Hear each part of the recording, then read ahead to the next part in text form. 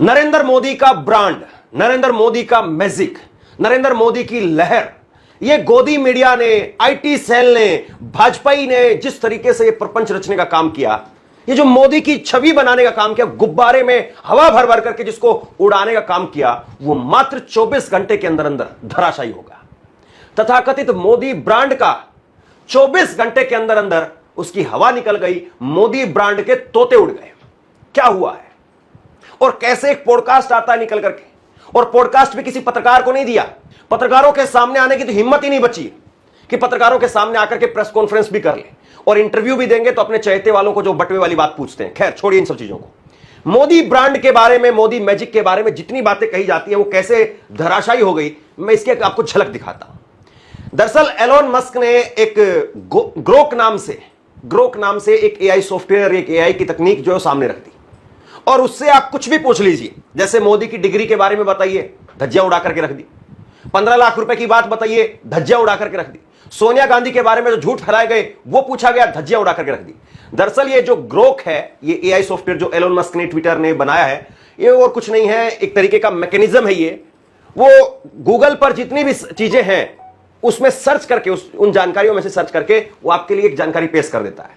जैसे अगर आप पूछना चाहते हैं कि गाजर का हलवा कैसे बनाएं, तो बता देगा कि आपको अगर 1 किलो गाजर का हलवा तैयार करना है तो इतना दूध चाहिए, इतनी गाजर चाहिए, इतना मीठा चाहिए, बता देगा। उसी प्रकार से वो गूगल पर जितनी भी जानकारी है कि इलेक्टोरल बॉन्ड कौन लेकर के आया, किसने जो है वो इलेक्टोरल बॉन्ड से फायदा उठाया, ये सब चीजें, पाकिस्तान को लेकर के, 15 लाख रुपए को लेकर के, पुलवामा को लेकर के, जितने भी सवाल थे लोगों के, जो लोग नरेंद्र मोदी से प्रेस कॉन्फ्रेंस में उनके जवाब चाहते हैं, मोदी ने तो खैर वो जवाब नहीं दिए, लेकिन ग्रोक ने वो जवाब दे दिया। और उसके बाद में मोदी का जो महिमा मंडन किया गया है, या मोदी की जो हवा, लहर, मैजिक तैयार किया गया है, सब धराशायी होता हुआ नजर आया। अब जरा इत्मीनान से सोचिए आप, 24 घंटे के अंदर अंदर मोदी की ऐसी हवा निकल सकती है। 24 घंटे के अंदर अंदर लोगों को सच जो है वो ऐसे शीशे की तरीके से दिखाई देने लगा। मैं ये नहीं कह रहा हूं कि ग्रोक ने जो बात कह दी है वो कोई गीता, रामायण, महाभारत, बाइबल में लिखी हुई बात है कि वो गलत नहीं हो सकती, गलत हो सकती है, लेकिन एक प्लेटफॉर्म तो आया, और जब तक ये सरकार के अंडर में नहीं जा रहा है या सरकार उस पर कंट्रोल करवा नहीं पा रही है, तब तक लोग धड़ाधड़ पूछ रहे हैं। पिछले 24 घंटे से मैं देख रहा हूं, लोग तो ये भी कह रहे हैं कि भाई ये एआई सॉफ्टवेयर ही है या इसके पीछे कोई आदमी बैठ करके काम कर रहा है। इतनी जबरदस्त तरीके से ये जवाब दे रहा है। सोचिए, सिर्फ 24 घंटे लगे, मोदी की जितनी छवि बनाई गई वो सारी छवि यहां पर तार तार होती हुई नजर आई। और पॉडकास्ट, मैं इसलिए कह रहा हूं पॉडकास्ट जो है वो इस पर काम नहीं कर पाया, क्योंकि जाहिर सी बात है पॉडकास्ट ऐसा तो नहीं है कि कल सुबह हुआ था और इसको शाम को रिलीज कर दिया गया। ये पॉडकास्ट हो सकता है कि 1 हफ्ते पहले हुआ हो, 3-4 दिन पहले हुआ हो, 5 दिन पहले हुआ हो, या हो सकता है कि 1 महीने पहले हुआ हो। तो पॉडकास्ट कल रिलीज किया गया, जाहिर सी बात थी कि कोशिश शायद यही रही होगी, या जो भी मोदी के सलाहकार हैं, रणनीतिकार हैं, उन्होंने यही कहा होगा कि आप पॉडकास्ट जो है रिलीज कर दीजिए, और पॉडकास्ट में से बहुत सारा कंटेंट निकल करके सामने आएगा, और उसको सारी आईटी सेल, सारे मंत्री, सारे संतरी, सारे सांसद, सारे विधायक वो ट्वीट करने लगेंगे, और जो ग्रोक की बात चल रही है वो दब जाएगी। लेकिन ऐसा होता हुआ नजर नहीं आया। देखिए, मैं कुछ एक उदाहरण आपके सामने रखता हूं। इसी ग्रोक से पूछा गया कि सबसे झूठा नेता कौन सा है, तो सबसे झूठा नेता के ऊपर जो है इसने जवाब दिया कि नमस्ते, भारत में झूठे नेताओं की बात करें तो यह कहना मुश्किल है कि कौन सबसे आगे। सब अपनी अपनी स्टाइल में जुमले फेंकते हैं। हाल के ही एक्स पोस्ट में से कुछ लोग नरेंद्र मोदी का नाम ले रहे हैं, मतलब मोदी को सबसे बड़ा झूठा लोग बता रहे हैं, लोगों की तरफ से जो है वो सबसे बड़ा झूठा, सबसे बड़ा जुमलेबाज बताया गया। फिर एक भक्त आता है और भक्त आकर के कहता है कि बताओ, कोई हिंदू योद्धा है, ये हिंदू योद्धा पूछता है कि सोनिया गांधी कहां डांस करती थी। जवाब दिया गया कि सोनिया गांधी ने कभी डांस नहीं किया, नहीं वो बार डांसर थी।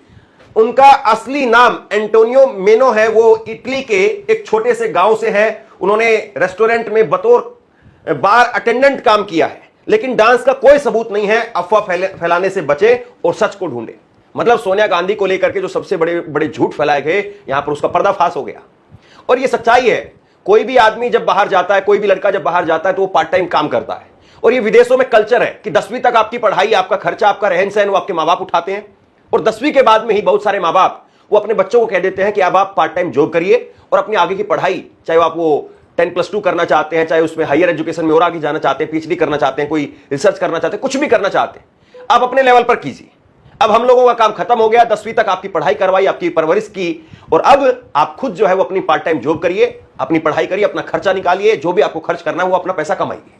हम जा रहे हैं घूमने के लिए, और ये कहकर के, इतनी बात कहकर के बाहर मुल्कों के लोग जो है वो अपना पीठ पर बैग लादेंगे और दोनों पति पत्नी निकल पड़ते हैं, या कभी अकेले निकल पड़ते हैं, कभी दोस्तों के साथ में निकल पड़ते हैं, पूरी देश दुनिया में घूमते हैं, सैर करते हैं।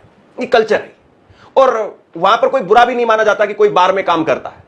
वहां पर केएफसी में काम करना या और दूसरे जगह पर काम करना वो कोई बुरा माना नहीं जाता है। लोग 2-2 घंटे, और यहां पर दिल्ली में आप देखिए, पटना में देखिए और बाकी जगह पर देखिए, वो स्टूडेंट जो अपना खर्चा माँ बाप से नहीं ले पाते हैं और जिनके माँ बाप खर्चा नहीं दे पाते, वो इसी तरह से काम करते हैं। हमारे यहाँ पर कुछ ट्यूशन पढ़ाने का काम करते हैं, जिनको जैसा काम मिल जाता है वो वैसा काम करता है। कई स्टूडेंट जो है वो सुबह सुबह अखबार बांटने का काम करते हैं। खैर, आगे देखिए, एक और जो है वो ट्विटर यूजर हैं आरके राजस्थानी, और इन्होंने पूछा कि भारत में गोदी चैनलों की लिस्ट बताओ, भारत के सबसे दल्ले एंकर कौन कौन से हैं। तो इसमें गोदी चैनल्स की लिस्ट में रिपब्लिक भारत आ गया, जी न्यूज आ गया, आज तक आ गया, ABP news, India TV, times now, Sudarshan news, जो सत्ताधारी पार्टी के एजेंडे को बिना सवाल उठाए चिल्लाते रहते हैं।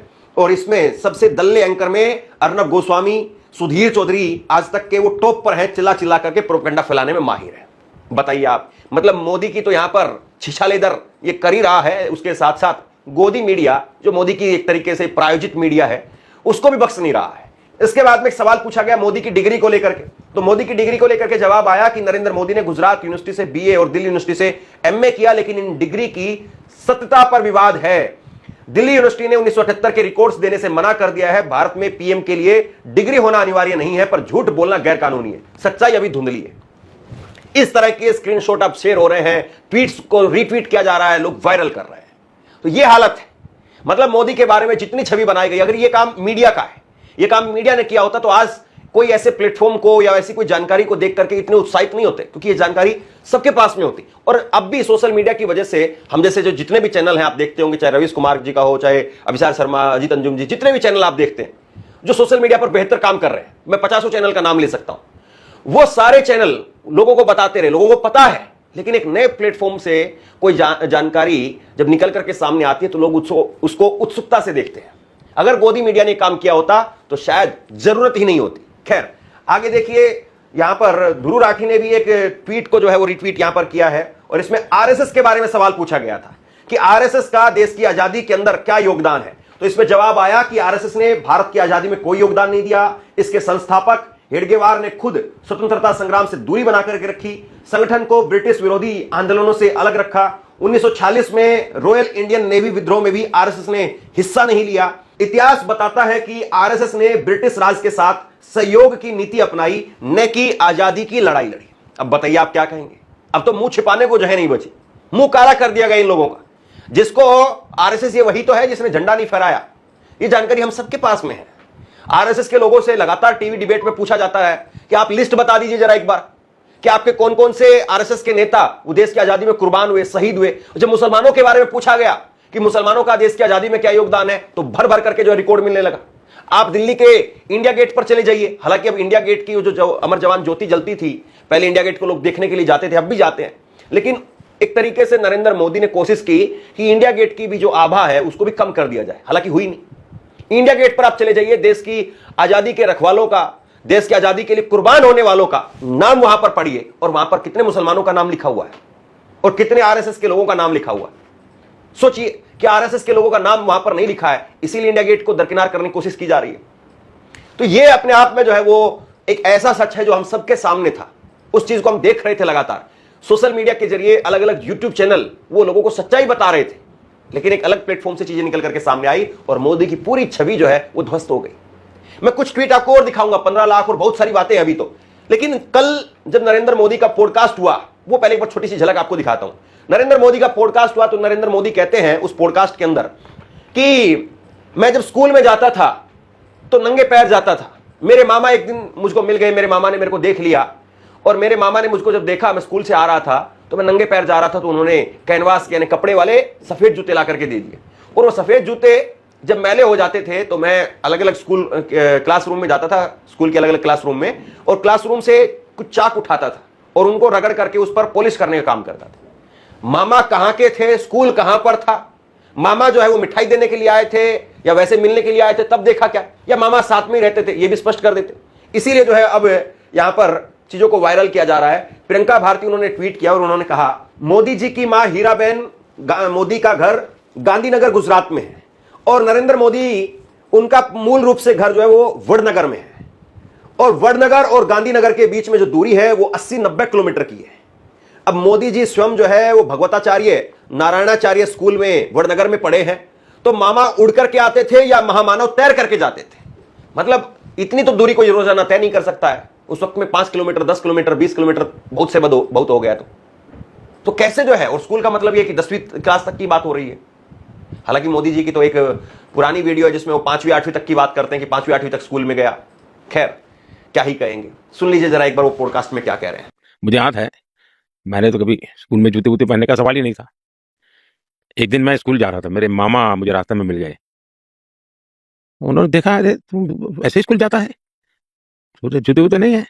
तो उस समय उन्होंने कैनवास के जूते खरीद के मुझे पहना दिए।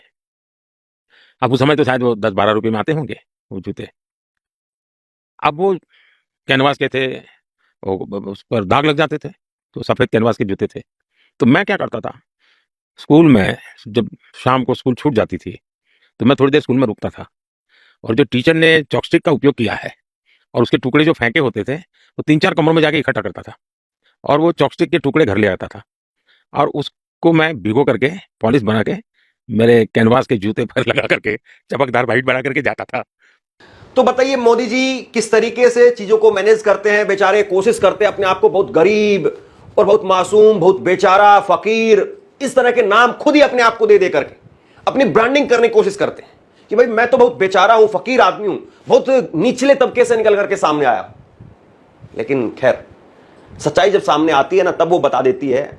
अब उस वक्त की चीजें नहीं है, उस वक्त के फोटोग्राफ्स नहीं है, उस वक्त का कोई आदमी सामने आकर के कहता नहीं है कि मोदी 10वीं फेल है, 8वीं फेल है, 5वीं फेल है, या वाकई मोदी ने एमए किया है, बीए किया है। बहुत कम लोगों ने किसी के इंटरव्यू देखे होंगे जिसमें कोई आदमी कह रहा है कि मोदी और मैं एक साथ पेपर देने के लिए जाते थे, एग्जाम देने के लिए जाते थे, एमए के एग्जाम मोदी ने और मैंने एक साथ दिए। ऐसा इंटरव्यू आपने देखा है क्या? और ऐसा इंटरव्यू, ऐसा आदमी अगर हो तो सोचिए उसकी कितनी वाहवाही हो। खैर, अब देखिए मोदी जी के 15 लाख रुपए वाली बात पर और काला धन वाली बात पर सवाल पूछा गया, तो इस पर जवाब आया कि नरेंद्र मोदी ने 2014 में काला धन वापस लाने और हर खाते में 15 लाख रुपए जमा करने की बात कही थी। 2016 में एक आरटीआई के जवाब में पीएमओ ने कहा कि यह जानकारी नहीं है, विपक्ष इसे मुद्दा बनाते हैं, लेकिन पैसे आने की उम्मीद कम है, धीरज रखो, शायद अगले वादे का इंतजार करना पड़े।